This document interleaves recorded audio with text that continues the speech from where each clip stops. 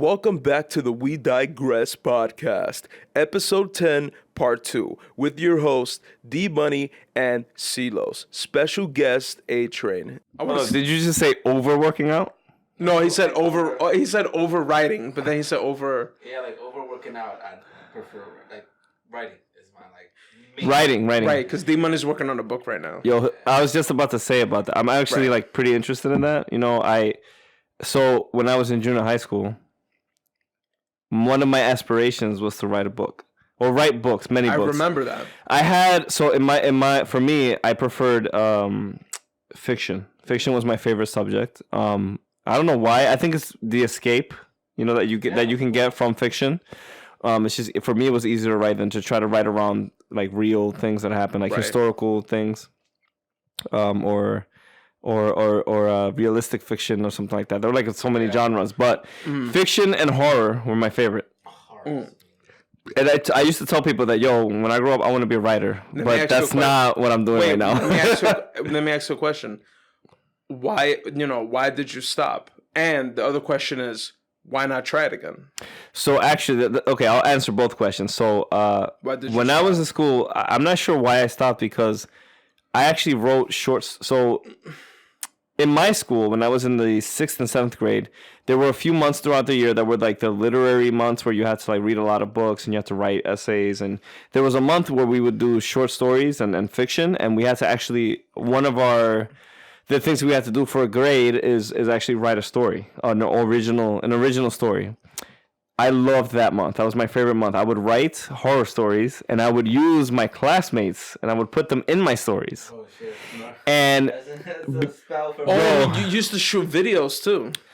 He was a videographer as well. Okay, that's a whole separate story. I'm not gonna talk about the videos. No, get into it. I want you to talk about. Okay. Let me start with the written fiction. This is a New Year's special, baby. Yo, D-Money's reaction right now. Start with the short stories, and then you go into. Okay, really quick. I'm gonna condense it. Which I was in the videos. I'm gonna condense it. Wait, you were? Yeah, you used to like, yo, spread your butthole. I'm joking. Carlos. He was like, no. He was like, yo, put this blood on. Silos, you can't be doing that on my like debut episode. I'm joking. Like, come on, bro. Yo, I'm fucking with you, nigga. Go. So, I don't know what it was. he put a noose around Silo's neck like, no, you have to hang yourself. It has to look real. Carlos. And Carlos is turning purple. You need to asphyxiate yourself. Silos is like, how much longer? He's like, till you pass out. His fucking leg is twitching in the air and shit. He's like, yep, this is the perfect shot. Oh my God. Okay, so I was inspired by the horror stories that I would read. And the Goosebumps, Stephen King. Goosebumps, Stephen King. Well, actually, I didn't read Stephen King until I got to high school, but Goosebumps. And there were other like 6th grade and 7th grade levels books that you could read. And I wrote stories, and I included my classmates in it, because I felt like by including my classmates in it, they'd be more engaged. No, there's more. It's more than that. So, because I was so nerdy in school, I was always a good student, or I tried to be. I mean, overall, I was mostly like a high B, low A student. I can see this going bad in so many ways. Like the fact that he included his classmates, I feel like you killed some of them off, and you hurt them in so many bad, twisted ways. The fact that you're so on point is scary, bro. I'm a writer, bro, and I know what writers can relate to each other. So you know, in my younger years, I bottled a lot of things up, and one of my outlets was writing. And like, I never got bullied in the traditional sense. Right. One of his other outlets was also being sometimes What? He kicked me. He kicked me so hard. Yo, he kicked me so hard once that I flew across the room. It was like the Matrix. Yo, it was crazy. I feel like that's fiction. I don't remember that. All right. Anyways, so what I did as an outlet is I would include students in the class. Usually some of the more popular students too, and I would put them in my story. And because of that, they would be super, super interested in what happened to them in my story. Like, oh, how is, A-Train going to treat me? They want to engage in it. They want to know what's going to happen. I even included my teacher. Here's the thing, though. I loved my teacher in the 6th and 7th grade. I loved her. She was a great teacher. She was a great person. He used to stroke his shit. Nigga fucked her in his story. Yeah. Come on, He bro. did some crazy shit to her. No. That's not what happened. I loved her to death. She was one of the best teachers, and I will never forget her. And I mean, I loved the way she handled the students. I loved the way she taught class. I think she was literally one of the best, I have more than one, but she was one of the most influential teachers in my life. And I killed her off in my story. Holy shit. Is that how you express your love to people? Like killing them off? You're the Yo, what the fuck? bro. Your writing is serial killer-esque. I just like, it's really like... Yo. Let me tell you something. In the 6th grade was like, what's that? Like 12 years old? 11 years old? I questioned myself, and I asked my teacher once. I was like, hey, is this okay? Like, do you think I'm strange for writing the stories the way I'm writing? And she said, no.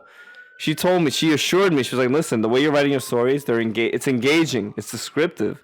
And you had the whole class, like, they were gripped by your story. They were on the edge of their seats. I wrote a story called... it was something stupid like the Deadly Forest or something like that. So basically, a bunch of students went on a field trip. They were on a helicopter ride, and so there was a malfunction in the helicopter. Helicopter crashed in the forest. It was like really cliche, even though I hadn't watched that many movies yet. Talking about the story, I gotta take a piss. Okay, and Just keep going. all right, I'll extend it. And then the helicopter crashes in the forest. All the students survive, right? Except the pilot. The pilot's dead. So they can't fly back out. You know, They're fucked. you gotta give them a way to be stuck there, right? Yeah. So I said, hey, everyone's stuck in this forest. There's no food. There's no water. We're stuck in this forest. There's no radio. There's no way for them to survive. They gotta survive in the wilderness. First of all, how the fuck did they get in the helicopter, bro? What kids are these? Honestly, bastards. I don't know how these junior high school kids had the privilege to get in a helicopter in the first place. I think I skipped a lot of over a lot of that stuff. And like, you're in the helicopter. That's what it is. Deal with it. And they're in this forest, and now they basically have to contend with nature, right? And I put a lot of people in the story, but some of the people that I put in the story are people that in some way had, either... You took my seat, my nigga? In some way, these people had bullied me. Because of the microphone. Either in some way they had bullied me or made me feel embarrassed at some point in my... Because, the 2 times where you have, like, your best and sometimes worst times in school... I would say your worst times in school, because I feel like college you have your best times. But some of the times that you have your worst times is junior high and high school. Yeah. Like, kids are savages. They're not even trying. They're just naturally savages. They're honest. They're brutal. They want to be cool. Anything somebody says, you think that you've been embarrassed to the point where, like, yo, I don't know if I should go back to school. Like, it's crazy. Right. So those characters, I would make them the protagonists of the story, right? Like, you would think, like, oh, these guys are definitely not gonna die. They're definitely not gonna die in the story. And then, when you least expect it, they die in the story. And it was always, in this particular story, it was natural causes. It would be like the dumbest death. It would be like, it's like, wow, they must be really stupid to die that way, right? And that's how I would get back at people for whatever they did to me. Because, I wouldn't really react in the moment in public. I would just take it out on them through the story, Yo, but the reason why I'm telling you this is because... That's a pretty good way of kind of releasing. But here's the thing. Something unexpected happened. You know what's crazy? Well, how he said earlier that you kind of, even with like a family member, whoever, a friend, whoever it is, you kind of tell stuff. You're talking to other people and you bring something up that the other person never knew about you. Yeah. And you learn something new. Which is crazy because I never knew this. Yeah. I mean, it's mind-blowing, really. I mean, it's crazy. Like, I think Sorry to digress. It's with everybody who's close. Sometimes you forget to tell them like little tidbits that you find interesting, and sometimes they pop up. But that's what keeps things interesting. Yeah. Like, it's like you gotta keep them surprised, man. No, wait, you gotta. Yeah. So So this is liquor first and soda after. Thank you. I know that much at least.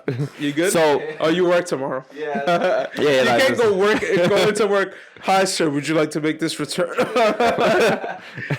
So essentially, that was my formula. I wrote more than one story, but what I never expected is that when there was a point in the month where we were doing the fiction where everyone had to present their story, they had to read it to the whole class.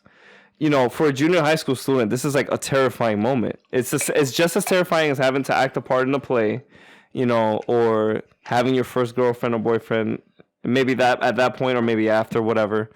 What I never expected is I was reading the story, and I made mine was a little bit longer than most people's stories that were presented during that month or that part of the month.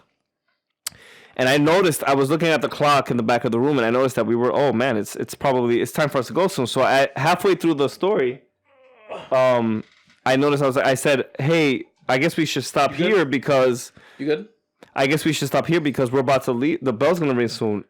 The entire class in unison was like, no, keep going. And I was like, and I looked at my teacher, and she said, it's okay, go. And we read the rest of the story past dismissal alarm, like the alarm that goes off in the whole school. And I was like, I didn't know what to do because I had never experienced that before. People were actually interested in what I had to say, even though I was killing them off in the story. And I think the fact is they wanted to know who else was going to die. That's all they cared about, who was going to die. And because you know that I feel like if you knew at a certain point if you pissed me off in some way or bugged me in some way, you were probably going to die in my next story in a really embarrassing way. Yeah. It was to the point where I think I was very Stephen King-esque, even though before I even knew who Stephen King was, I actually killed one of my friends off. He was one of my best friends in junior high. What the fuck? That's exactly what happened. He was one of my best friends, and he said something that really embarrassed me once. So in the next story, the people were being chased by a monster, and I said that whenever he got scared, he would pee himself. Oh shit! But this happened in real life. He actually, when he was in the 3rd grade, he peed himself. But the reason why he peed himself was legitimate. The teacher would not let him leave class to go to the bathroom. I don't know why the teacher did this. As a result, he couldn't hold it anymore. It's just a normal thing. After a certain point, you can't hold it anymore. It wasn't his fault, but I used it against him. I said, yo, you were running from the monster. You were so frightened that you peed yourself. You slipped on your own pee and you fell into a vat of acid. He fell into a vat of acid and disintegrated. God damn. And he was very upset. And I told him, I was like, oh, yo, we're still friends, right? He was like, fuck this dude, yo. Yeah, he said he went home and started writing his own story. I'm gonna fucking get you back.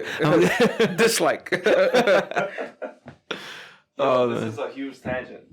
That's crazy. I'm sorry. You know what, guys? My problem is with this kind of thing is the reason why I was afraid of this is I have a lot to say.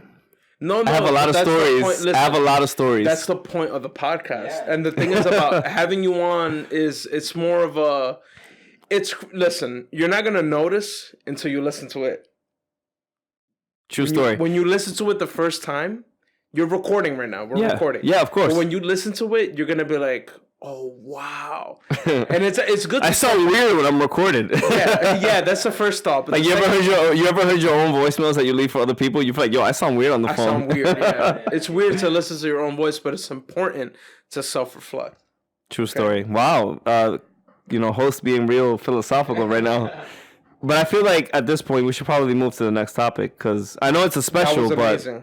But the one thing I want to say was that it's like I said it before, but it's really interesting to have one person who used to write, but then stopped writing before, because of whatever reasons. Oh, that takes me back to the original statement. So Derreck, D-Money. D-Money. No, yeah, Derreck D-Money. D-Money is writing a story, and actually CeeLo's told me a little bit about one of the stories that you're working on.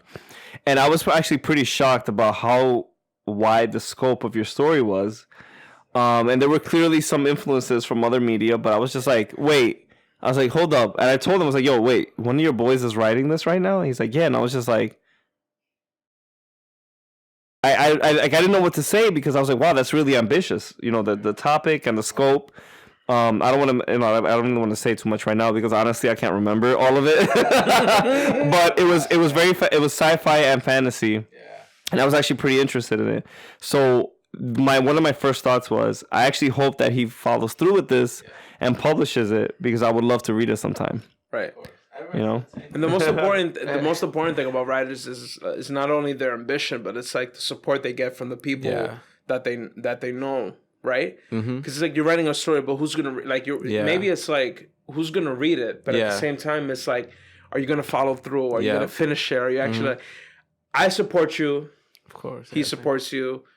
All our other friends, we support you. We want to read it. You know what I mean? So, it's a scary game. Like I said, I think we talked about this. Like I call it resistance. Like it's really tough sometimes. Like to really like sit down and get your shit like together to write and like. To stay on that consistency, to not like let anything in life distract you from like sitting down. Like that's the first step, sitting down and opening up that fucking document and like hacking away at it. And there's so much in life that really like takes you away from like the struggle of being a writer. It's crazy, but I mean that's why I have the whole 2020 thing going on, where like, you know, I'm really gonna focus on that shit. Like. For the most part, yeah. You know, so like I don't know if you notice, you have the example of people who actually, you know, gone through and written very successful stories. The Witcher, the Star Wars franchise. Like, and then you have the example of people who they move on in life and they kind of move away, like Atria, for example. Like, not that it's a bad thing, but you kind of need the two different scopes. You need the two extremities of one another.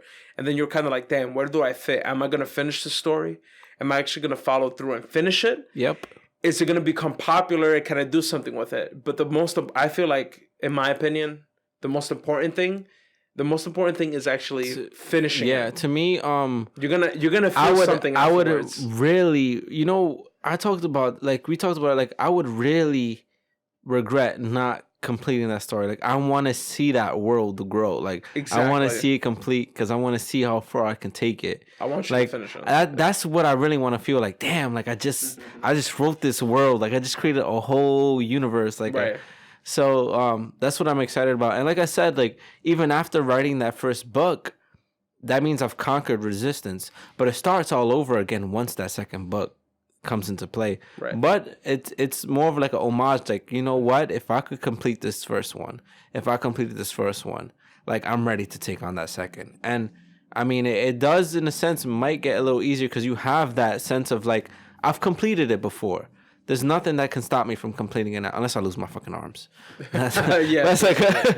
But yeah, you have to dictate the story. Yeah. And then what if they switch? Or use sign language. Oh, but if you lose your arm, you can't use for language. I mean, I don't know, but yeah, we'll hook up a machine to your brain to read it. Yeah. And you know what? Like, I think that's awesome, and I think that our boy A-Train over here, he should get back into. You should try it. Attempt to writing again. I think you should. All right, I'll admit something to you guys right now. So recently I expressed to one of my good friends back home, well, back in my current home, that, you know, writing is still one of my passions.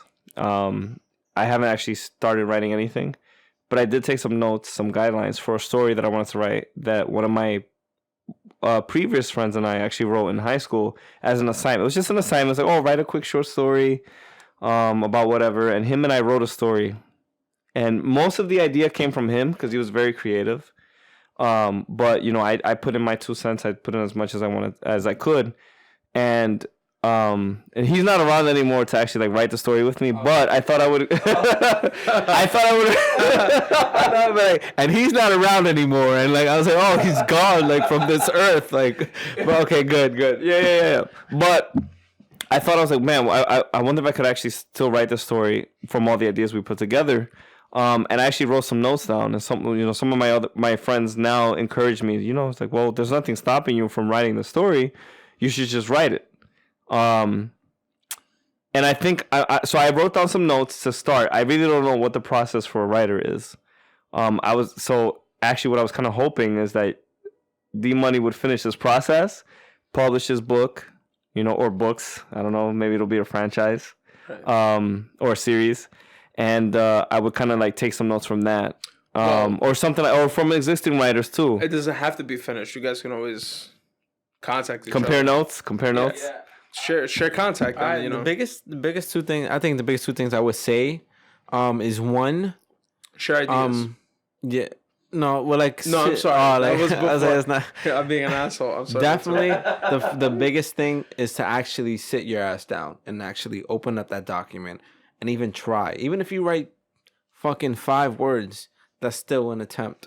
Like, rather than just sitting on your ass and not even attempting at it. Like, because that attempt right there is gonna spring into you wanting to do more. Just literally sitting down and like trying at least is all it takes for you to get more motivated to like write. And then the second one is after you do conquer that first part of like sitting down and writing, it would be like, don't be scared to like delete shit, which is like super important. Like, you would write shit, like, damn, yo, I fucking wasted all that time and I want to switch this part of the story. That's not a bad thing, because it's kind of like what it took for you to get there almost. And like happens a lot. Like, you're writing and you're like, oh, this sounds hot, and then you're like, but wait, like, it would be so much better if like things would be this way. And like you kind of like find like better details and better plots and better points, and then you're gonna go back a lot, like especially if you're doing like character development and stuff like that. There's gonna be things that you find out about your character that you don't even know about him in chapter 1. Like when you're writing chapter 13, you're like, shit, now I gotta go back to chapter 2 and like write that little added detail and shit like that for things to like mold into play. Right. So like, that's crazy. Just don't be afraid to like That's so crazy. Yo, it's a mission, bro. It's like, you think that like writing chapter 1 is done and closed. Nah, bro. It's like you're going back to that shit like a lot. Like, right. So that's interesting, D Money. So I'm not even at that point yet. So what I started with, and I think this is because I read back when I was actually back in junior high school, I read an outline that an artist included in their book for the writing process. Can I say one last thing? Yeah. Do not tell yourself, oh, I'm not gonna write it down because I'm gonna remember that shit. Don't do that. Don't do that, because yo, I do that sometimes. You gotta keep a fucking notepad next to where you sleep. I could open your up phone. I can open my notepad right now for like fucking 300 notes for like the first like book alone. Like, writing down notes is the most important like thing ever. And there are gonna be tidbits that you always remember in your mind, but you do not want to do you don't want to do that for everything, because I'll remember it later. Oh shit, what was that? Yes. And then you sit down for 30 minutes like this. You get fucking writer's block. Like, fucking sitting down for 30 minutes sweating, like, what's that one last word? Like, your brain is popping, you finally remember it. You know what's crazy? Like, yo, everything you feel about that's the way I am about grocery lists. You get writer's block for groceries list? He's like, damn, yo, what do I need in my house? I was like, hold up. You go to the supermarket, you get everything. You're like, yo, I got it all. I'm good. I'm good for the next. You get home. I'm good for like the next 2 weeks, and you get home and you're like, fuck. I forgot the ham. I forgot the fucking ham. Fuck. Like, yo, I forgot the rice. Fuck. I can't make any dinners now. It's over. the oil, bro. You can't just make vegetables and ham. Like, you gotta get the rice too. Yeah, the oil. Yeah, man. Wait, I want to ask you something. Like, writer's block, when it comes to like when you're working on your project, like what's that feeling like? So actually, D Money, if you don't mind, I actually experienced that when I was in junior high school. I know I talked about writing short stories. I wrote many. I actually wrote sequels to some of my originals. Short stories. Yo, the craziest thing happened to me, and this was my biggest inspiration for writing. Besides reading the actual like professionally written books before, I wrote a story about. I wanted to write a story that was kind of like, it was horror, because again, it was my favorite subject. I don't know why. I asked myself if there was something wrong with me a couple times, but No. Hold on. You're not wrong. You know why? Because why? I can definitely speak for Derreck when I say that. Dark humor goes a very long way. And it may be horror, but some like it's like it has like a comedic like kind of base to it. Like, you have to laugh at it. You kind of have to laugh at it. You know, like when you watch like, you know, one of those B movies, a B horror movie, you're like, yo, this is so fucking stupid. But then, like, that's what makes it so entertaining at the same time. You know what I mean? There's nothing wrong with you. Don't ever say that there's nothing wrong with you. Yeah, I met some people who are like all about the dark humor, and I was just like actually like pretty surprised at first, and then it became like a normalized thing. Yeah. My thing is that my parents never stopped me from watching anything crazy when I was a kid. Like, I was watching Nightmare on Elm Street, you know, Jason, Friday the 13th, Halloween, all the craziest horror movies. Prime time, bitch. And then they wondered why when as a 7-year-old, you know, I would go home and I would ask them, hey, can you leave the light to the bathroom on so in case I wake up in the middle of the night. And fucking Jason. And I'm worried about Jason showing, because you know the light in the bathroom is gonna stop Jason. Yeah. In reality, that is not gonna. That's not gonna happen. He's gonna like, cut you down like a fucking tree. The only thing the light's gonna do is make me that much more visible to Jason. He's gonna turn you into a fucking paper bill. Like. But where was I going with this? Yeah, writer's block. Yeah, thank you.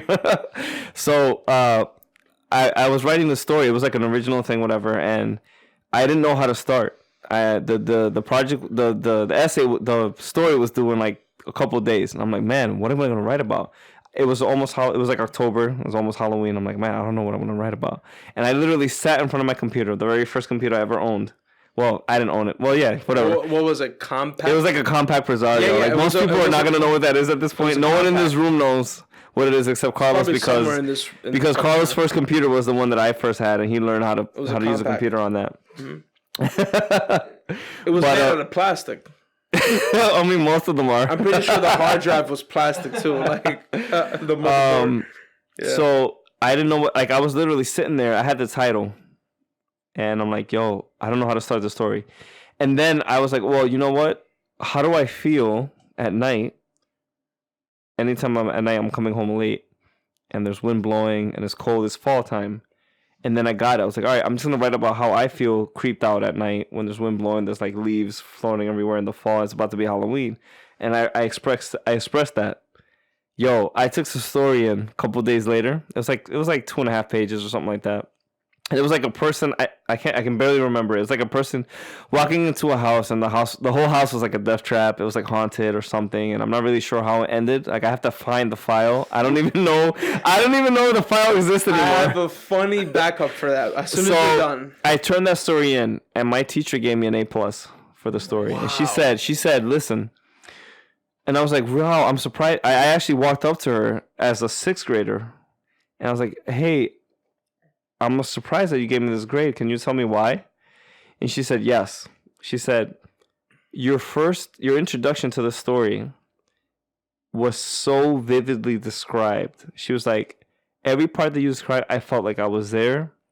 She's like, my body temperature changed along with the person in the story. Because it was like a first person view story. He made her wet. That's crazy. That's not what happened. Yo, hold on. Yo, don't disrespect my 6th grade teacher. I'm sorry. Yo, don't disrespect my 6th grade teacher. She was amazing. You're about to slap the dog shit out of me. My bad. Yo, she was one of the best people in the world. All right. Sorry. Yo, I literally watched this teacher wash a kid's mouth out with soap.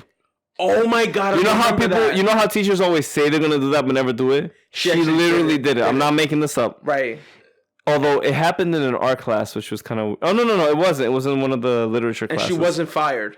No, that kid deserved it. That kid was disrespectful. The Department of Education did not I'm not making this up. I've never seen a teacher follow through on those words before. She actually took soap and...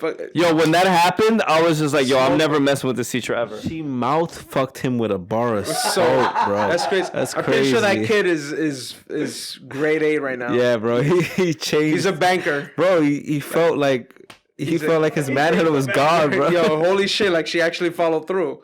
I fucked up somewhere in life. Oh, man. Yo, damn, I forgot what I was gonna... Well, let me finish it up. So basically, she told me that those very few words of inspiration made me want to write so many more stories. But I didn't do it until I got to high school, and I wrote that story with my friend. And we wrote a story about a guy who had a mental issue. He had a dissociative identity disorder, or what people used to refer to as multiple personality disorder. Now it's dissociative identity disorder. And we wrote a story about that, and it was very Yo, again, I didn't expect this because him and I worked on it 50-50. Well, I feel like it was 65% him and 35% me. And because this guy was really creative. He's really creative. You know, I would give him notes and then he would just work it into what the main story was. And I was perfectly happy doing that because he was amazing. But you guys were like writers in the writer room. Yeah. It was amazing. He was amazing. And we wrote this story. And what we did not expect is that we had everyone in the high school class. It was his freshman year. We had everyone gripped in the story. Like I did not, like I'm not even trying to like build myself up or anything. That's just what happened. Yeah. I didn't expect it as somebody who wants to be a writer. No, it's your perspective. As somebody who wanted to be a writer, you know, like I never told anybody in high school that I wanted to be a writer. People in junior high school knew that, but no one in high school knew that except my friend. And we wrote that story, and I was so happy that people had that reaction because in high school I always felt like a nerd. You know, like I was always into a lot of things that most people weren't into because they were more worried about, you know, the women and hanging out after school, and some of them were even working and things like that, which was fine. Fine. Everyone had their own thing. And I remember feeling so proud of that moment, you know, and I was like, yo, we gotta like do something with this story. But we never did. We just wrote the one story. And I'm still trying to find that file because I want to like actually take those notes and recreate the story. All I have now is what's in my memory, which is not much. And I want to write that story like in his honor.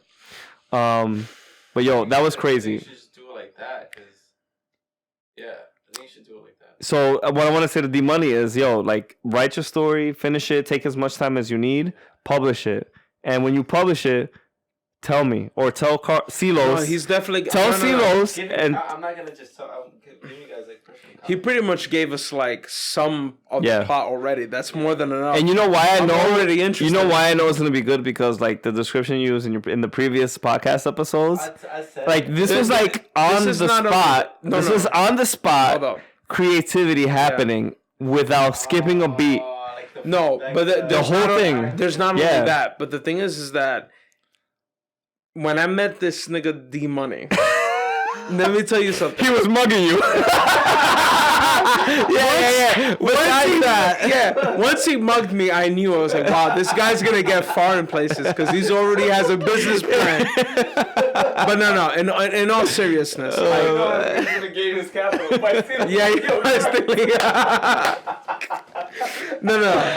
In all seriousness, it's like once he started like. I know he was talking about his book, but once he spoke about that day, and I was listening to you know how many times I listened to that podcast? What? 5 times. What part? Which podcast? The last episode 8. Oh, really? No, not 9, but 8. Okay. The recent one, the most recent about the stories. You know the night. Deus Maximus. Yeah. When I listened to that story, I was like, wow, that was so descriptive down to the T that I could imagine everything. I didn't even think I was like that. But here's the thing, don't tell me, but whether it's a part of your book or whether it's just your imagination on a 100% level, whatever, 110%, Super Saiyan 3, whatever. Yeah. It's like the references. Yeah, it's like, he's really descriptive. I feel like his book is going to be so entertaining. I don't care about the beginning. I don't care about the end. I don't care about the climax. I don't care. I just want to read it. I don't care whether it disappoints me. I don't care whether it makes me feel like, wow, this is my favorite story of all time. He doesn't care if the character at the start of the story can already break people's bones with his mind. I don't care. He doesn't care if the character gets introduced on a massive golden throne carried by 100 men, and the throne gets dropped down and it shakes the kingdom. The whole world. I don't care. Then he proceeds to. I'm gonna leave that part out. Right. And then proceeds to do his thing. Proceeds to end the bloodline. I don't care. I just want to read it. And then when he gets presented with the possibility that he has a child that he doesn't know about, he's like, nah. And he ends that bloodline too. A possible bloodline that might not even be a bloodline is ended anyways. I don't care. I want to read it. I don't care. That was off the dome, bro. That nigga don't exist. He don't exist in my book. At the end of the day, I do care. Yeah. I want to. I know what you mean. You know what I mean? Like, I don't care what problems you go through, how much loops you have to jump through them because they're worth it. Because at the end of the day, even if it's not successful, whether it's successful or not, it's still going to be appreciated by somebody. Yeah. And I feel like that's the most important stepping stone in anything. Yeah. You know? Like, I know you guys were talking about writing, and in my perspective, like in my things in terms of like where you get your inspiration from to do anything in life, is like I love recording. Yeah. Capturing.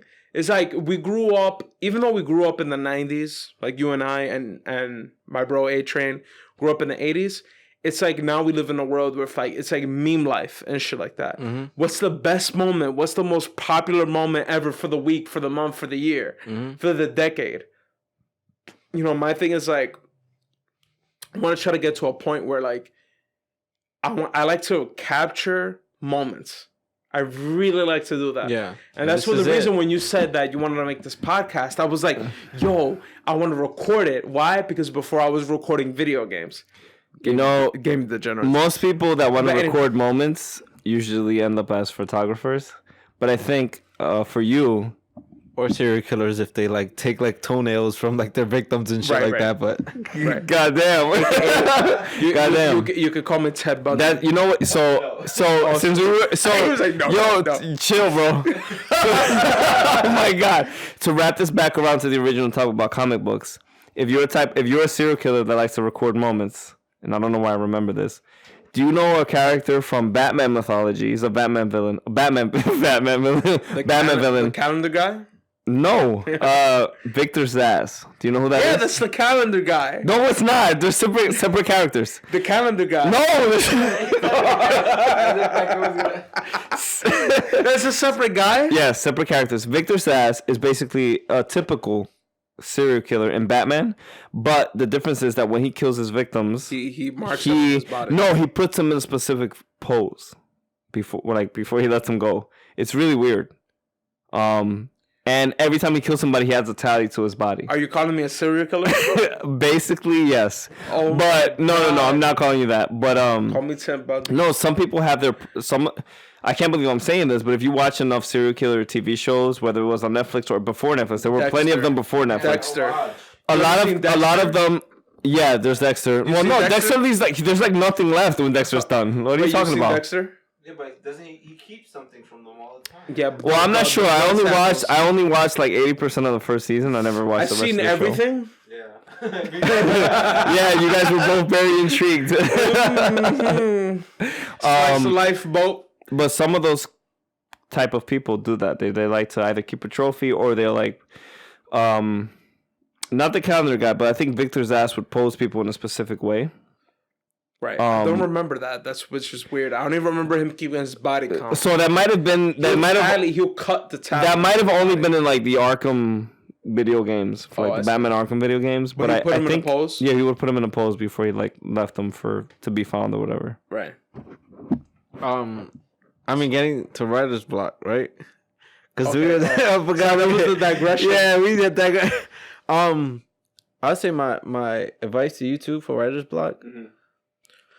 I would say the only writer's block that I get, and it's weird because like I don't necessarily see. I don't believe in writer's block completely to the point where like I think writer's. I gotta take another piss. This shit is crazy. I think writer's block exists to the point where like it's only in the beginning where you're like. He said like, yeah, we figured that out from the first statement. Exactly. Yo, I got the fucking baby bladder. You heard?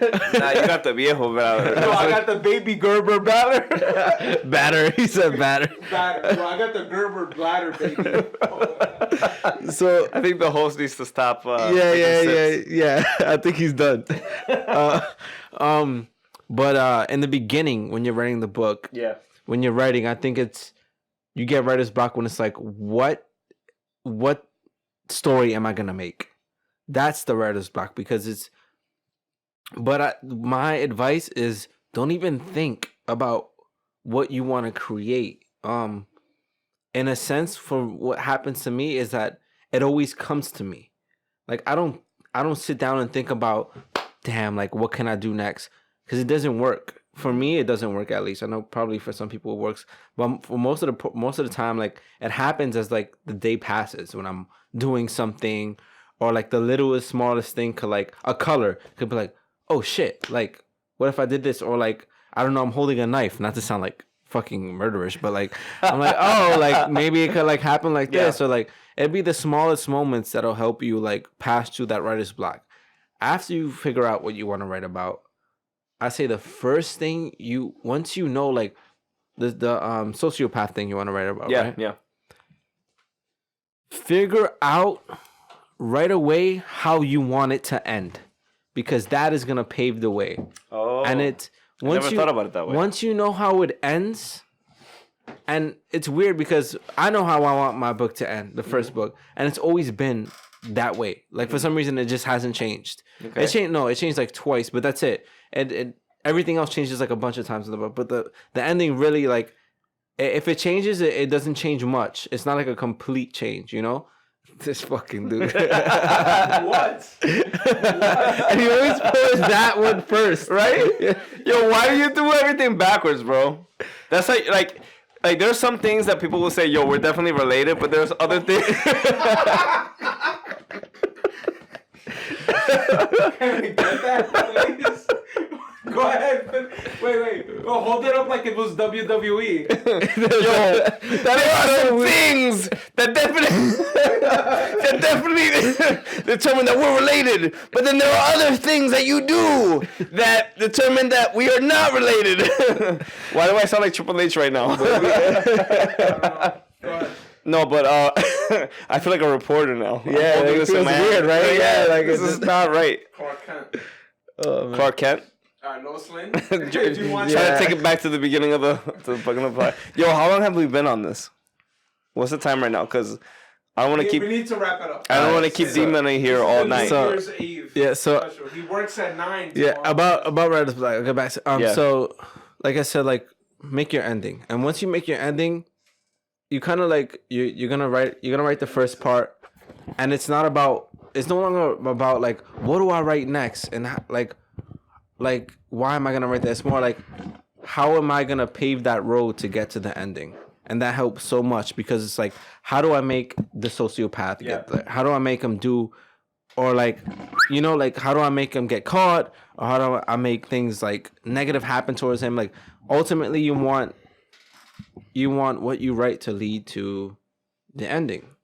So once you have that ending, it's gonna help you substantially.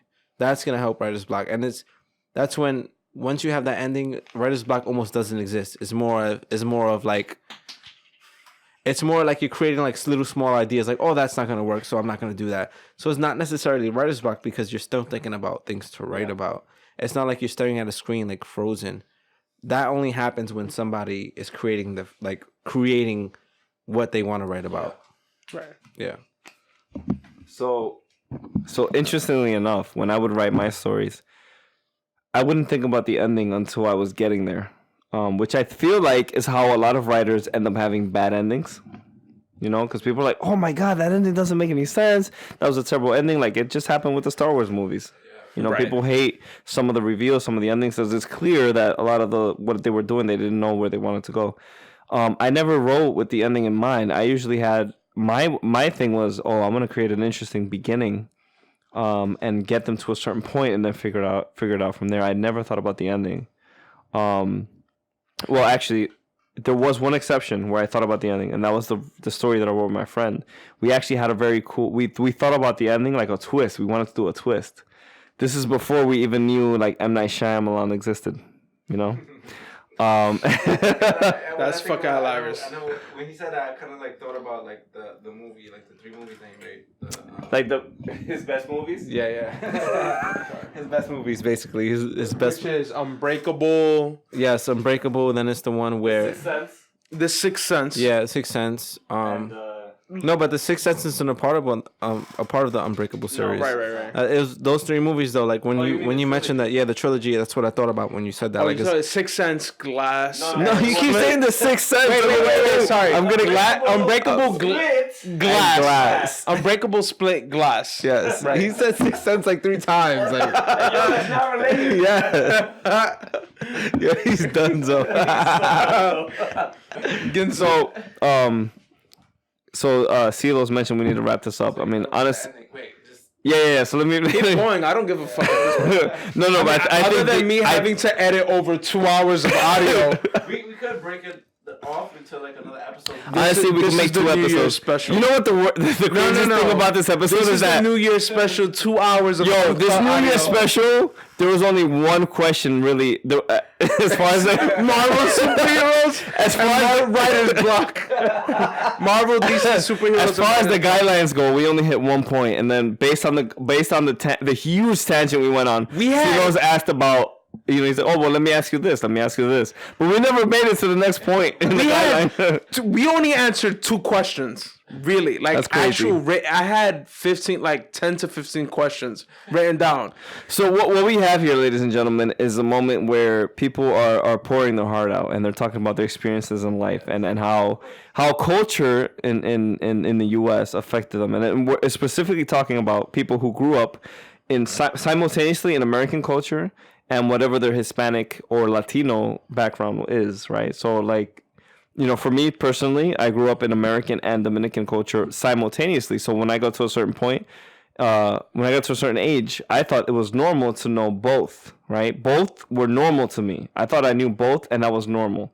So there were things I knew in one culture that I didn't know in another culture, and I thought that was normal, as I assume was similar for both of you.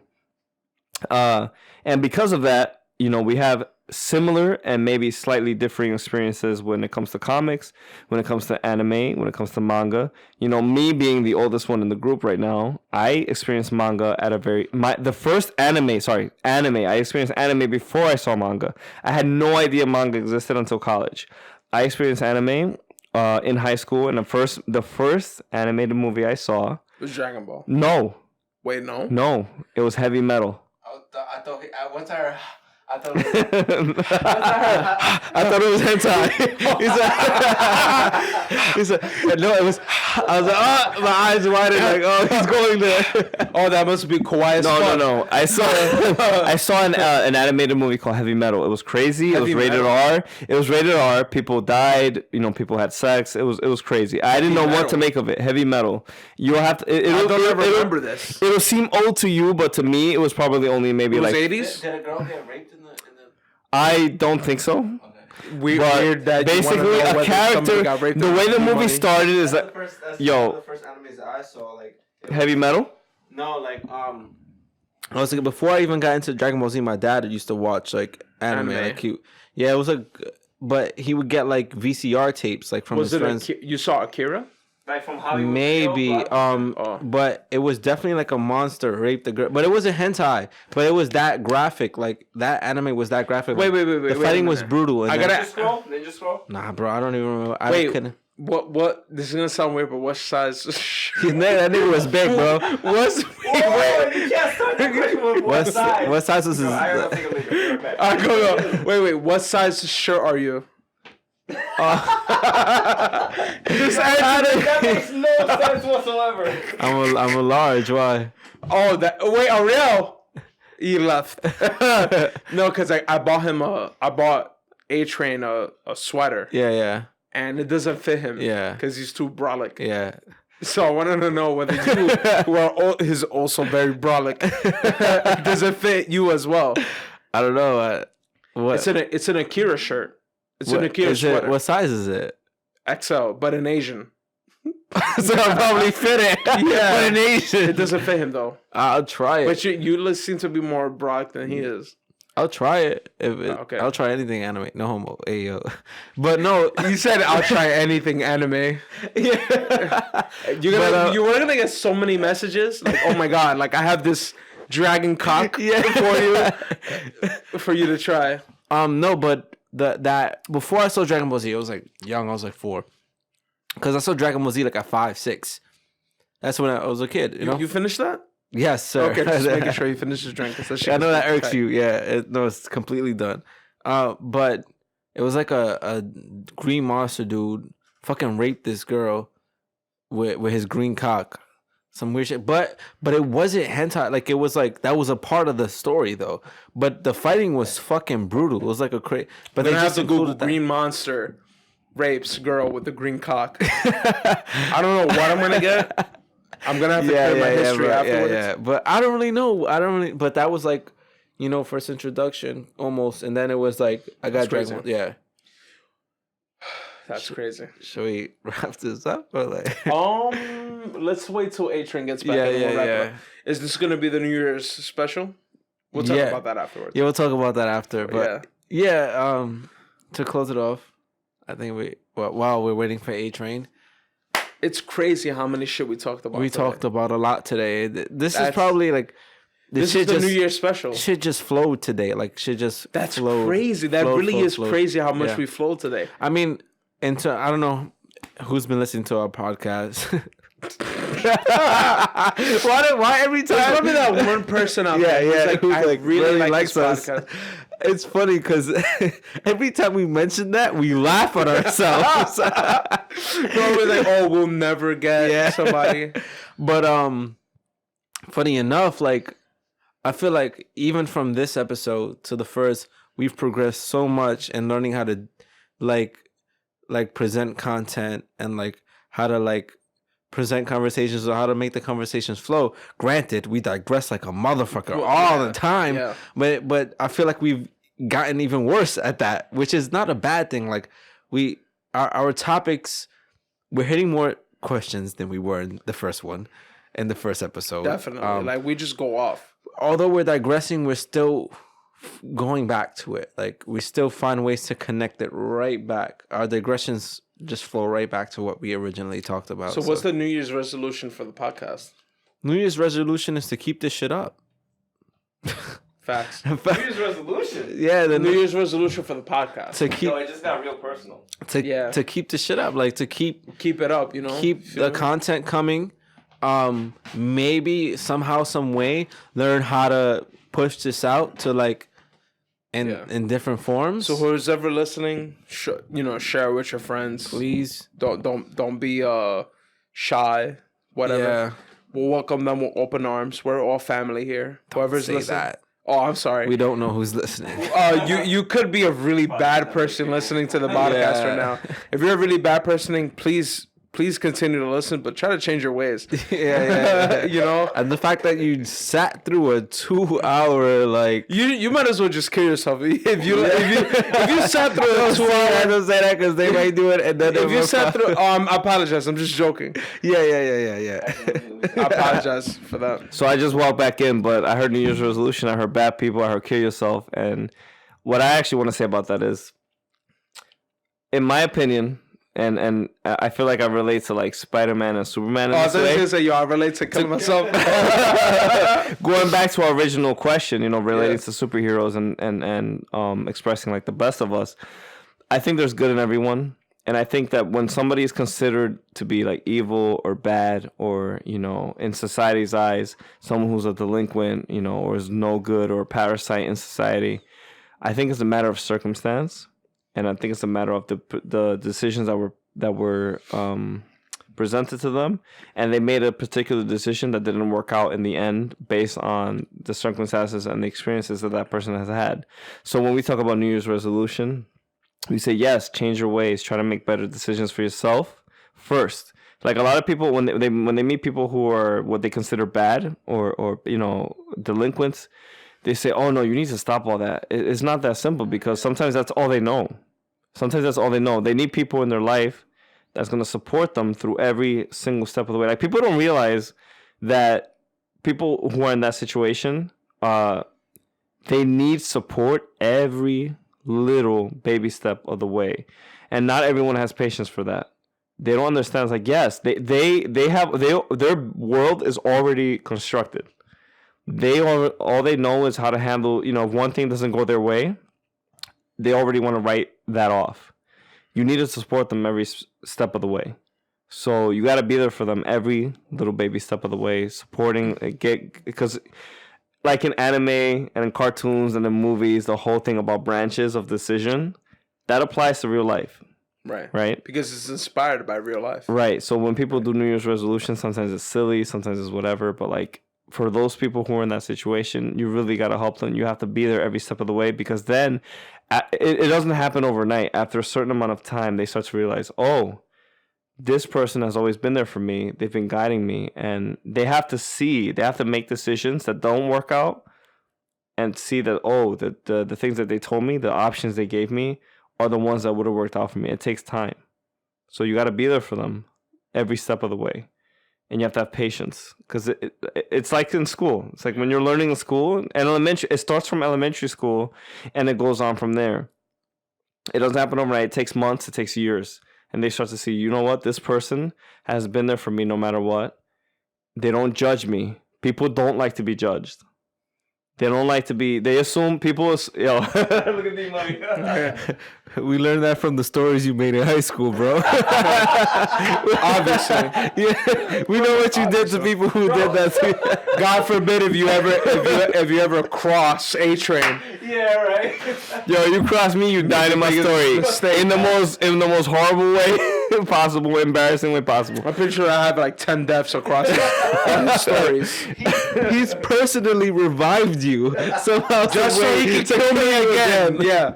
Yeah. Yo, that's giving me some ideas, but it's true though. Like, you gotta have people who are there with you, and it was funny when those people are there with you every step of the way. The way you feel is that, this person's annoying, this person's overbearing, they're stuck up, they're tight ass. They're tutti frutti, they're too goody two shoes. They don't understand what I'm going through. But the truth is that they do understand, because they have already made the choices that you probably need to make too. Choices. Whatever. Really? Joyces.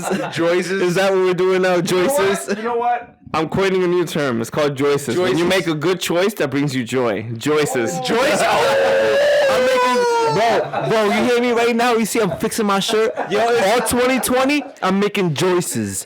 Fuck these choices. I'm making Joyces. I'm making choices that bring joy to my life. Joyces. Put that shit in Urban Dictionary tonight. You heard? It's made by A Train of the We Digress podcast. You heard? Fuck out of here. Yo, forget about all those other New Year's resolutions that you've made for like the last decade. All right, that you don't follow through on after the month of January, because you know that in February you're back to your regular shit. You know what I'm saying? Myself included. Right. Make choices. All right. You know what? The choices are, and then, you know what? Yo, quote that shit. Quote that. Yo, I'm going to the copyright lawyer tomorrow. Right now, bro. And just know that if you have a hard time making choices, we understand, because choices are the hardest choices you have to make in life. To right yourself.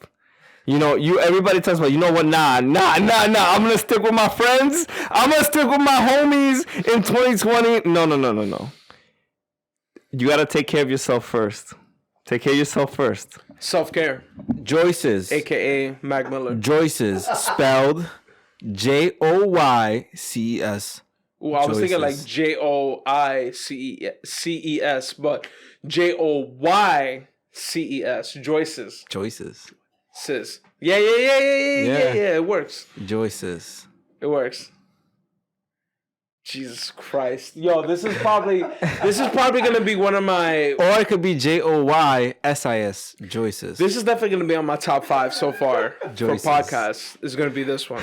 I just can't stop saying that. Joyces. Because we coined it here. Joyces. And like, if you ever deny the fact that it was coined here, you're gonna like dog shit slapped out of you. Like, it's crazy. Yo, let me. He said, "Yo, you a bitch, nigga." He said, "Yo, don't blame me, son. I'm all about my fucking Joyces." You feel me? All right. I know we really, really, really need to end right now. This is crazy. D-Money needs to get home. Yeah, he works tomorrow too. D-Money needs to get home. He's got to work early. So let me end with this. 9 o'clock, right? All right, these are... You gotta leave home at 8. You gotta wake up at 7 o'clock. All right. We gotta end it. Knowledge nuggets right here. Knowledge nuggets. Right Knowledge nuggets? Yeah, knowledge nuggets. What the fuck is that? Knowledge nuggets. For all you youngins out there. All right, for all you youngins out there. History repeats itself. So take it from me, who was a nerdy kid in school who think nobody wanted to talk to him, who thought that, you had to be cool, you had to fit in. That's not the case. Everyone has their own view on life based on the experiences they've had growing up. So you can't let anyone dictate what you think is supposed to be cool or what you need to do to fit in with the rest of the crowd, right? People always want to go in a crowd together to feel good about themselves. So the most popular person is sometimes the most depressed person in the group, all right? Just know that. So be proud of yourself. Be proud of where you come from. Make choices that are going to be good for you at first, and then you can help others do the same thing.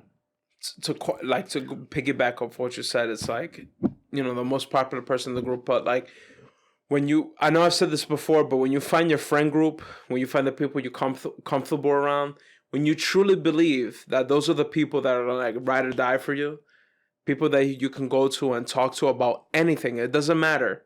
It doesn't matter. Stick to those people, because those are the people that you wouldn't like. Honestly, they're gonna back you up.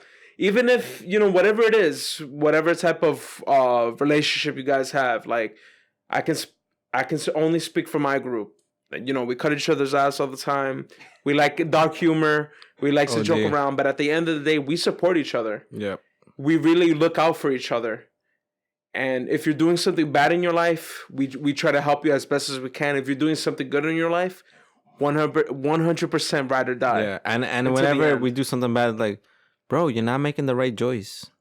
Exactly. And it's all about choices. I know we're joking around and everything, but it's true. It's true. You're not making the right choice to make you happy. Whatever makes you happy in life, follow through, bro. Yo, this is gonna have to be like a 2-part. That's what I said. We'll talk about that after the podcast. We might. I want to add a little bit more. I want to validate Silos and D Money and the rest of the crew. Something that Silos told me was that in his group, when people feel a certain way about what you're doing and what you're saying, they're gonna let you know. They're not gonna sugarcoat it. They're gonna show you straight up, yo, either that's valid or that's bullshit, right? And I think that's 100% factory. That's the type of friends you want. You want friends that are gonna challenge you in what you're doing. You don't want yes men or yes women. You want people. Don't have that. You want people who are gonna question your choices and say, "Listen, I don't know if that's the best choice for you right now." Or you're gonna want people who are gonna say, who have the experience and say, "Look, I've been through this before. Here's what you might want to do." But you don't want people who are gonna steer you towards trouble. You want people who are gonna steer you towards solutions and things that are gonna better yourself. And one of the things I love about this group, based on what I've heard, and I've only met one person from the group so far. Oh, actually, two people.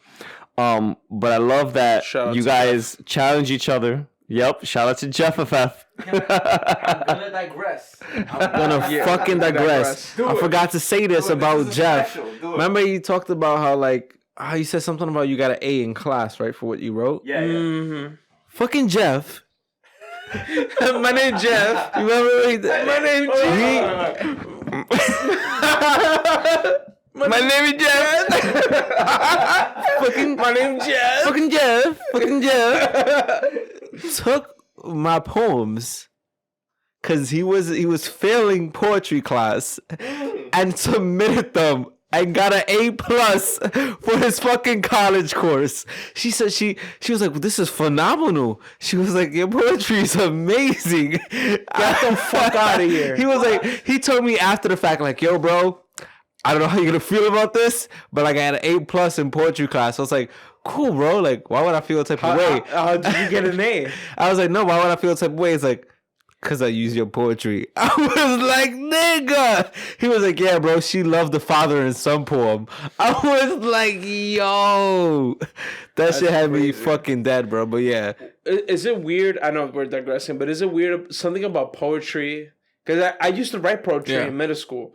And I wrote a poetry about aces, kings, queens, and jokers. Mm-hmm. That was the name of one of my poems. Whoa. My man, you wrote a poem? Yeah. I wrote poetry. Wait, you serious? You didn't hold on. There's a lot of things that my brother has not told me that I'm finding out about right now. Me too. And I'm kind of upset that you had to have a couple of Jack and Cokes to admit that shit. You too. Can you give me like an example? All right. It doesn't have to be right now during the podcast. We might fight. We gotta get this podcast. Like we gotta get D Money home. Fist fight. We gotta get D Money home. Yeah, but like I need to know about at least one of these poems because I wrote a poem. All right, you know what? Another quick knowledge nugget. Knowledge nugget. God. I love that. I love one of the things that, especially people from like a city like New York City, because we're not the only city. That's the thing about New York City. We always think that we're like, oh, we're from New York City, so things are like this. That's not the case. Right. You're not the only one. There are other people. There are many. There are too many people in the world for you to think that you're the only one that does whatever. We feel you. We might have some slangs and things like that we only coin, like that we coin and then spreads create. Out. Yeah. But you're not the only ones that go through the same things. And I know this because I've met a lot of people throughout my life and a lot of experience that I've done. And you see history repeating itself. But I digress. So what I'm saying is, he's such a good guest. He is such a natural digressor. He like naturally fucking digresses. Like he was so like, oh, you know, I don't know if I'm gonna fit into this podcast. He was frying. He's frying. Like he was like those girls he went to go talk to at Dykeman. Like he's frying. Or he's like one of those girls like, I don't know if I want to do this right now, and then they fucking suck your dick like a fucking vacuum. Exactly. It's like, God damn, I thought you didn't want to do this shit. Facts. With conviction. They suck it with conviction. Yeah, facts. So I was gonna try to I was gonna try to make a comeback and involve vagina in some way, but I can't think of anything, so I'm just gonna let that ride. Facts. What I wanted to say is, you know, one of the things in society too that a lot of people frown upon, especially when you have cities like New York City who are culturally diverse and are very, you know, very masculine, machismo oriented, alpha male, is, you know, men willing to share how they feel about certain things. I think there's nothing wrong with that. And if you want to say, yo, these are my boys, you know, these are my ride or dies, you know, these are my people that understand how I feel about different things. These are my blood brothers. I trust these people. Yeah. Other people will be like, yo, you mad soft. Like, you know? Fuck that. Those are my brothers. They'd be like, yo, you soft as a hot dog bun dipped in water. Like, that's not... Yo, you softer than a hot dog. Like, you ever dipped a hot dog bun in water? That shit's pretty soft. Like, it falls apart. It falls apart. We can go further into that, but as you were saying... but like, I always encourage people, like, yo, express what you feel. Whether that be in writing or poetry or music, whatever. You know, art is art, right? Yo, that's a whole nother episode, but I'm gonna leave it at that. Yeah, I know we've been saying. I'm gonna write that down. We've been saying D-Money needs to get home for like the past hour. Yeah. I'm just gonna stop talking. He should have been home by now. I have too much knowledge to share, and I'm just one person. Imagine if we had like way more people. Let me say something. Silos. I see a lot of potential for this podcast. In my mind, I see you in the studio somewhere. Maybe in New York City, maybe in another state. I see you in the studio. I see you having special guests every week, whether that be the original homies, whether that be popular people in media, whether that be artists that are widely renowned, you know, people, Rihanna, whoever. I don't know why I said Rihanna. Because she has a big forehead. No, that's not even. No. That's not even why. She's never gonna be on this podcast ever. That's not even. Even if she was popular, she was like, "Yo, fuck them niggas," because they talking about my big ass forehead. Rasta, fuck out of here. No. Seriously, I see potential for this podcast, especially for everybody who is of, you know, Hispanic, African American, whatever descent, who understand the culture in New York. Because I feel like New York City has its culture on its own culture. It's all about the culture, baby. I mean, this happens. You know, there's versions of this in every state, I'm sure, but I think New York City in particular is special. I grew up here, so obviously I'm always gonna have a love for it. I know I don't live here anymore, and I'm very far away. And people question my New York City-ness. You know, like, oh, you're all the way. You know, you're 6 hours away upstate. You're basically white now. You're upstate guy. You're a white chocolate chip cookie. Where do you live? Oh, I live on the border of Canada. Oh, you live upstate. Like, no, you soft now. You soft now. You say, yo, I live in Albany. Nah, bro, you live upstate. Like, it's crazy, right? But no. The important thing. But what I'm saying is, like, yo, never be. This is weird. Never be ashamed where you're from. Appreciate your origins. It's not weird. Don't let what people say dictate your choices, right? Make your choices for you. Express your feelings. use art to express yourself if you need to, like writing. You know what I'm saying?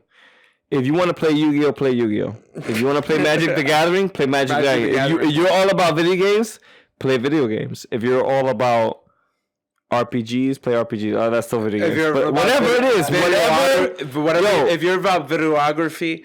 If you're about recording, don't let other people who don't know how to express themselves prevent you from expressing yourself. Don't let their opinions keep you down. Find people who are going to bring you up and who are going to support you in the choices you make, but they're going to steer you in the right directions. And you'll be able to tell. You'll meet enough people in life throughout your years, especially through school. That's easy. That's like the easiest way to meet a lot of people. You'll know. Go on trips. Go abroad. Meet new people. Meet people from different cultures. Okay? Keep your mind open. Expand your world. Write poems. Write stories. Do whatever you need to expand your mind. You know what I'm saying? It's one of the best things I've ever done in my entire life.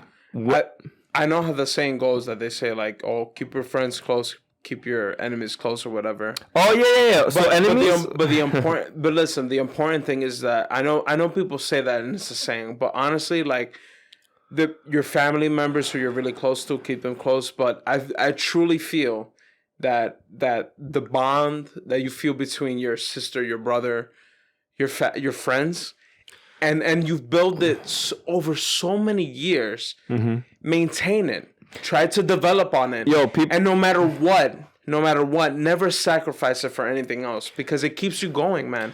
Honestly, I don't just know. Because someone always says yes to everything you do doesn't mean they're your friend. Exactly. Yep. And I know a lot of you guys at this point in your life know that already. No, but I'm not gonna lie, and I know this sounds corny, but these group of friends have gotten me probably through the worst, and family members too. Like my brother sitting right across from me, the A train. But the A train, the A train. We gotta keep it consistent. It's a long train, by the way. It's about 10 carts, and they switch at 42nd Street. They get delayed eventually, but bro, I'm basically the entire Manhattan. Yeah, he's the grid system. They used to call me Long Island. Yo, this is why I love this dude, bro. You were about to say, yo, I hate this nigga.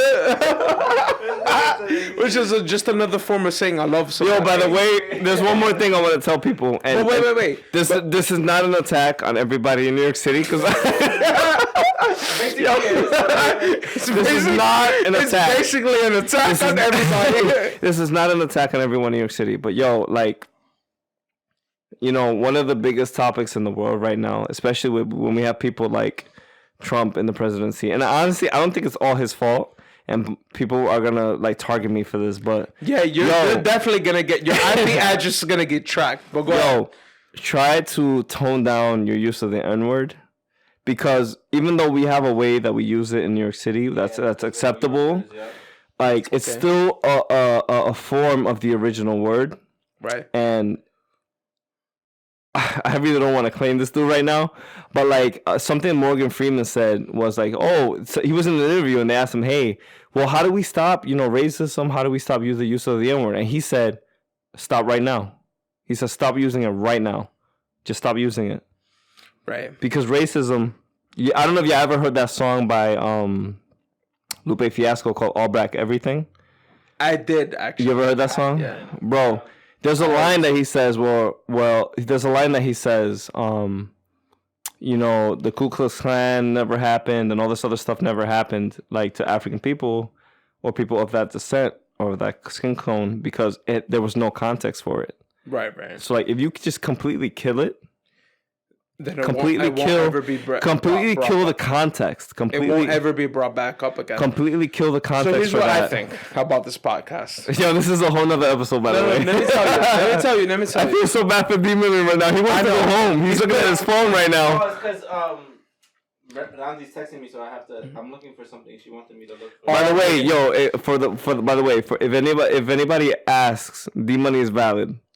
I just met this dude today. You see, this is what I'm telling you. This is what I'm telling you about. By the way, when I left New York City, you know, I love my brother to death. But I didn't know what kind of friends he would get. He was worried about the friend group I had. I didn't know. Growing up, when I was growing up, I had a pretty bad friend group. But I never met them. But the only thing was because I was growing up. And when you're growing up, you make a lot of mistakes. Well, the thing is, you don't know. Like, as a parent or as an older sibling, you don't know what is going to happen, right? Because no matter what you tell... Look, listen. No matter what you tell your kids, because of the society we grow up in, and this ties back to what I was saying about, you know, letting people dictate what your choices are. You know, sometimes no matter how good of an education you give a kid, you know, they're going to make their own choices. Right? and sometimes you can't control what they do. So we didn't really know what to expect, but I think I made a pretty good friend. I think you made some pretty good choices. You know what I'm saying? You know, I feel good about D-Money right now. I might sound like a little bitch saying this right now. You know, I actually tried to flex on D-Money as soon as he walked into the apartment. Yeah, why do you do that? He was like, yo, who the F is this? Because D-Money, wait, because... He was like, what the fuck is this? I was like... because I actually in that moment I was like, yo, I just said that. I kind of wish I was a little more broad. Because D-Money works at a retail store. There's nothing wrong with that. Why are you saying like that? Wait, hold up. Why you say like that though? A job is a job. Wait. He bought perfume for my mother. And I was like, wow. You don't have to say all that. Wait. He bought a perfume for my mother. I was like, wow. 60% off? No. So you're saying he's cheap? Wait! He was like, wow, 34% off for my mother? I was like, damn, a friend would really do this for me? This is true. I was like, that's crazy. True. You know what that is, though? That's respect. That's respect. No, think about it for a second. A tear almost rolled down my eye because I never had a friend do that for me before. So I was like, wow. No, what that is, yo, some people will be like, oh, you mad soft. But no, that's not what that is. That's respect. I'm so soft. That's respect for... What? Soft. Listen. We really gotta wrap this up. That's respect. Okay, this comes back to everything I just said. Not letting people determine your choices, right? Right. Finding the right friends that are gonna uplift you in life, right?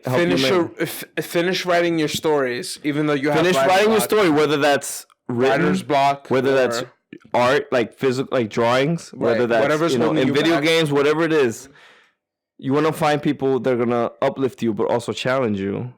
But you also want to find people who are going to share a mutual respect with you. Like a friend who buys a gift for your parent. Why? Because they know that's your parent. And they want to let you know what? I care about you as a friend. I'm going to get a gift for your parent. That's respect. You know what I'm saying? And he didn't have to get anything. Like, he could have just been like, he could have just showed up. He could have just showed up with like a little bag of Café Bustelo. What I'm saying? You know what I'm saying? Dame un cafecito, papi. Un cafecito, let me get a little coffee, papi. So what that is a reference to like that homeless person that shows up in the corner by like one of those little stands where they make like dollar coffees. Well, they're probably not $1 anymore. They probably cost more than that now. But back then, they'd be a dude or a female on the side. She'd be like, mira, dame un cafecito calentito, por favor. You've gone through that before, right? Like that happens, and that in that moment you're like, you know what? Especially like if you live in New York, like especially like in the Bronx, like you gotta experience that. Like there's no way you have not experienced that in the Bronx. Like, hey, I've given many people $1 for coffee. Papi, can I get a bogey? Like especially with the cigarettes, they always want a fucking bogey, son. They could barely talk, but they go. Bogey, yo. Whatever. But yo, let me get a Lucy. So again, like Lucy. to wrap this up, and you guys can give your own closing statements too, because we definitely got to close. Like, Silos has looked at the clock like 20 times, like 20 times already. I'm trying to be a producer right now. I think I'm the one. It's really hard to be a producer when you have 5 Jack and Cokes. In 3 cups. I think I'm the reason why. Sense. I think I'm the reason why this keeps going. But like the reason I want to share this with everyone is because, you know, there's a lot of like preconceptions about how to handle yourself in life. And when you grow up in New York City, you grow up in a Hispanic family. And we're only talking about Hispanic family because we don't know about any of the other types. I mean, I don't know. Derreck can actually speak to that. Derreck might be able to speak to that. Yeah. D-Money, why are you using real names? No, you can. Yeah, we could? Yeah, I know last names, though. He's already established it. That's canon. All right. Oh. Okay. That was a little writer's dictionary word. All right, listen. You can't, again. I want to write a story, too. Fuck out of here. I think Silos wants to be in D-Money's story in some form or fashion. I'm jealous that he's writing a story, so I actually really want to be in it. Most likely, I'm gonna die. I already know. Look, he's smiling because he knows he's gonna kill me off. Silos is gonna be in chapter 12 and Omi in chapter 12, and then die right afterwards. In homage to you, I've been trying to implement that character you told me about in homage to you. Let me tell you something. But and if that character doesn't get put in, that idea concept will somehow. Fun. No, don't worry, because I actually like the concept of it. But the night with no name. Yes, the night with no name. Yo, so let me tell you something. If he never gets into it, I definitely an homage would be that fucking sword. Let me tell you something right now. My brother's sitting right across from me, A-Train, but my other brother from another mother, Derreck, aka D Money, aka Sweet Condensed Milk. I know that wasn't one of his names, but I gave it to him anyway. That's a little weird, but okay. He's one of my brothers. Actually, it makes perfect sense. Listen. Wait, hold up. D-Money, are you Dominican or Puerto Rican or like a mix? He's both. I'm both Dominican and Puerto Rican. Yeah. Yo, I have one cousin who's the same Dominican. Yeah.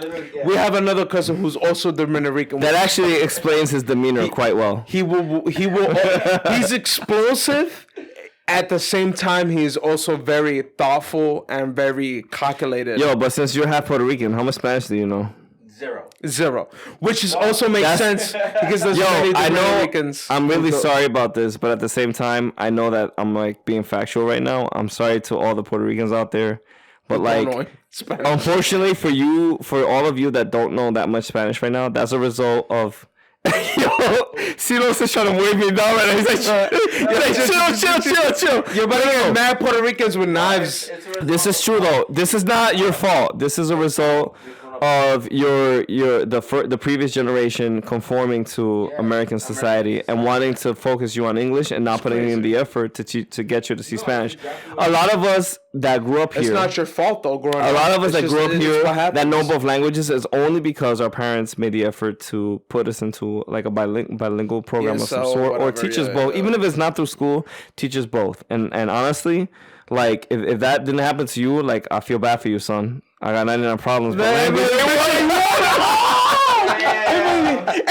you say to me gets one step closer to the edge, and I'm about to break. He said, I hate everything about you. R.I.P. to Chester. I love you. No, actually, honestly, to be honest, though, I'm sorry about that. I didn't mean to be funny about it. Digress. Yeah, it was a digression. But I just want to say to all of you, you know, who that language is a part of you, but you haven't learned it yet. There's nothing stopping you from learning that language at this point. You know, there's plenty of technology in the world. There's plenty of people who are willing to put in the time for you. And one of those people might be me, to help you with that. And honestly, you just have to be okay with learning new things. Again, this is not letting people determine your choices. This goes back to that. Wait. We were supposed to finish this podcast like an hour ago. I'm so sorry. We're gonna wrap it up.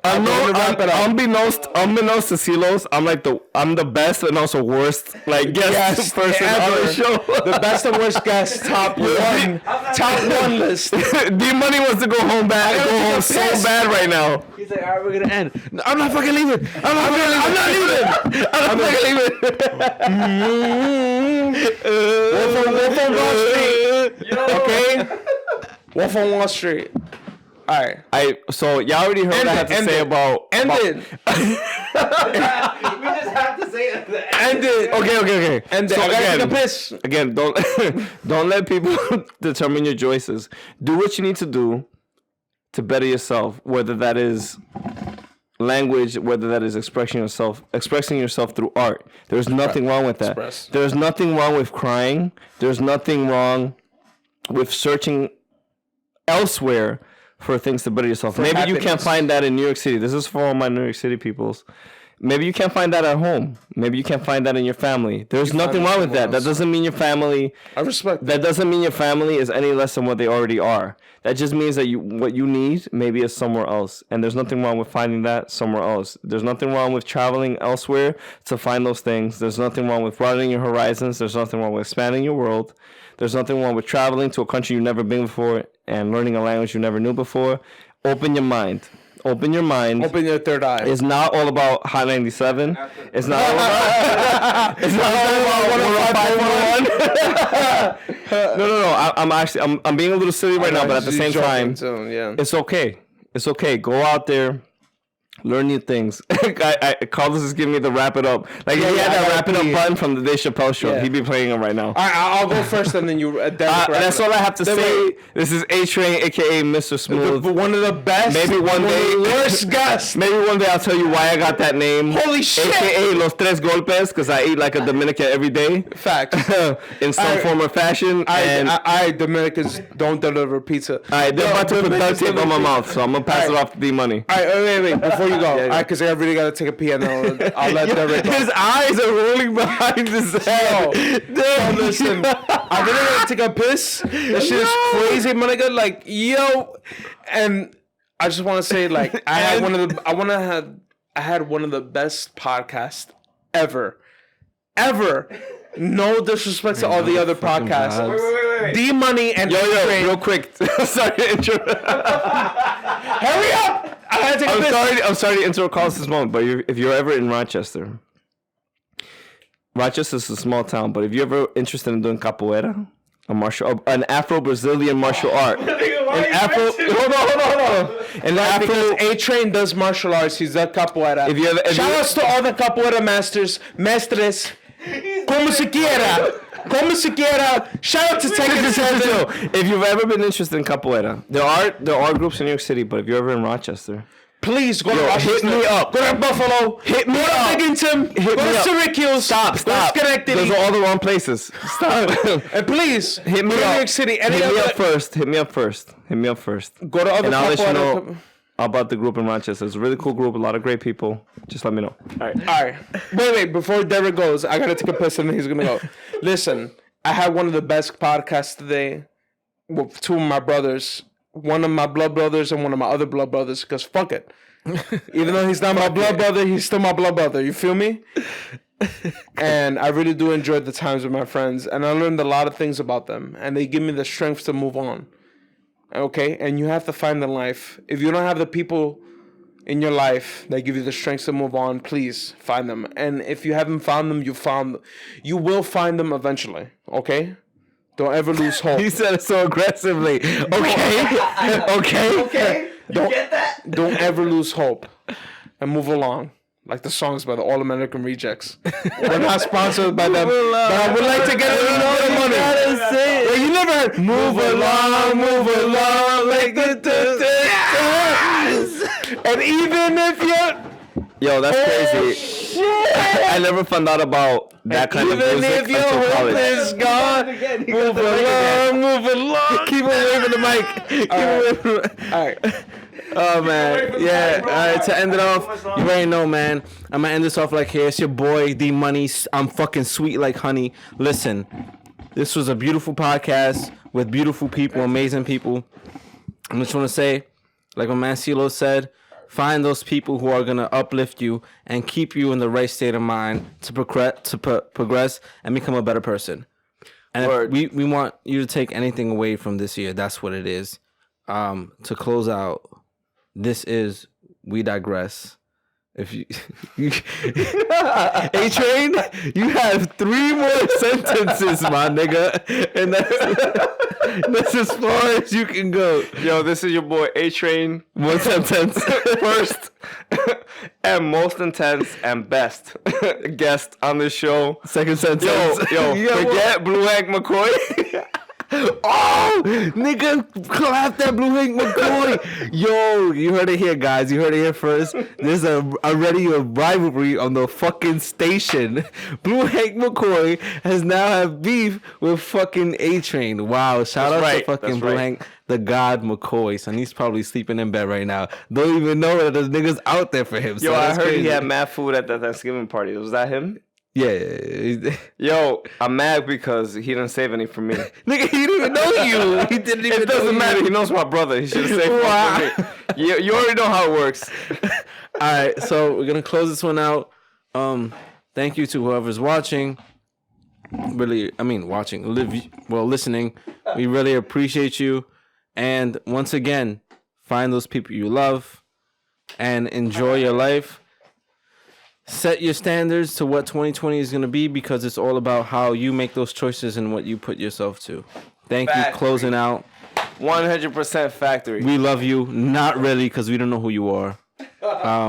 Yeah. I mean, he might not love y'all, but I love y'all no matter what. You know what I'm saying? I'm always here for you. We digress. Closing out. Bada bing. Bada boom. Okay.